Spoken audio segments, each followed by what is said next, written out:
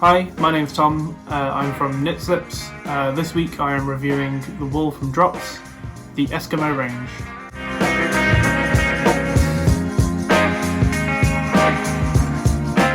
First of all, I want to say that I'm not sponsored. This video is just made from me, just to tell you my experience about using this wool.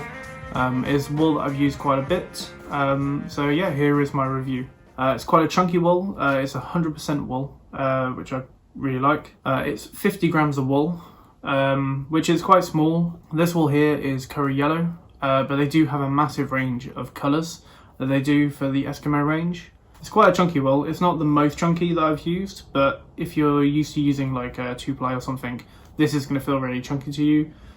If you're used to using a Wool on the Gang Crazy Sexy wool, this might feel a little bit smaller. It recommends using about 8mm needles, which generally that's what I like to use. I sometimes go to a 9 or a 10mm. This wool is about £1.50 to £2 depending on what website you go for, so it is a really cheap wool. It's really cheap, but you do need to use quite a lot of it because, like I said, it's only 50 grams, so it still works out quite a bit cheaper than some of the bigger brands of wool or some of the other 100% wool that I've used before. So my experience using this wool, if you've seen my Instagram page, then you would have seen that I've used this wool quite a lot.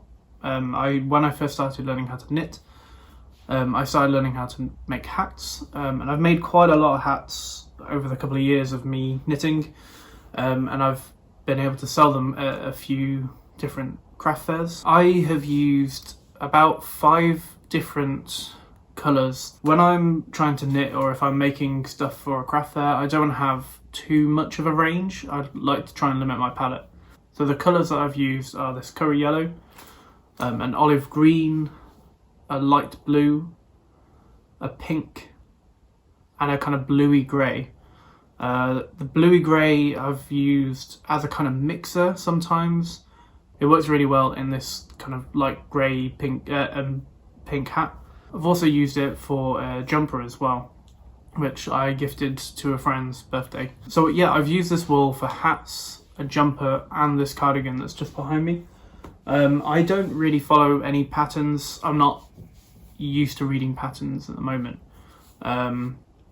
Everything I kind of create, I kind of plan and just create just kind of from my head. If you want to know a bit more about my process, leave a description in the comments and I can make a video about my process on how I create.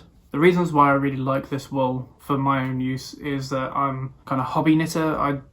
I have done craft fairs in the past, but I'm not knitting as my main source of income. So the fact that it's about £1.50, £2 a wool is really cheap. It's really easy to spend a little bit of money and create something really nice. Also the fact that it's really cheap, that if you do want to try and sell it, there's a slightly bigger profit margin to try and help fund your hobby, which is what I try and do. As I've been using this wool for quite a while and I've worn the hat and the cardigan quite a bit, it's not really bubbled. Some wool that I've used, which I'll go into in other videos, does have a tendency to bubble, and I mean it's a wool, it's gonna like bubble a bit anyway, but this has kind of stayed quite true, I would say. I don't really have any negative things to say about this wool. Like I said, it's quite cheap, it's a good quality, there's a big range of colours depending on what project you want to do, whether you want to do lots of different colours or just using one colour. I would say the only negative thing mainly for me is the fact that it is quite small. 50 grams is not a lot of wool.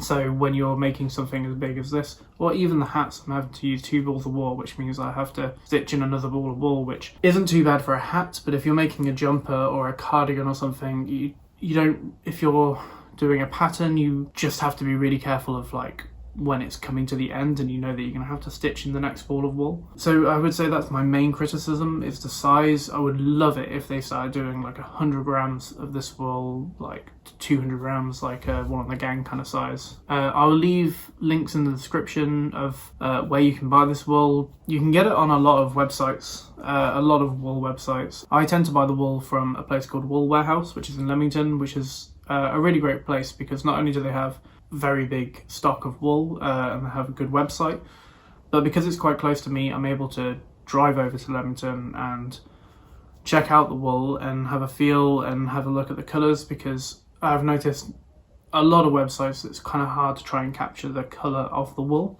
So that's why I quite like actually seeing it in real life first before I order quite a lot of it. If you've used this wool before and you've enjoyed it or you haven't enjoyed it, I would love to know your comments in the comment section of this video. And if you have created something with the Eskimo wool from drops, then tag me in a photo on Instagram. My link for Instagram is down in the description as well. But I would love to see what you've created with this. If you'd like to see more of my process on how I like to knit, please leave me a comment in the description below and I'll make a video about that. Also, don't forget to like and subscribe to this video, and I'll see you again next time.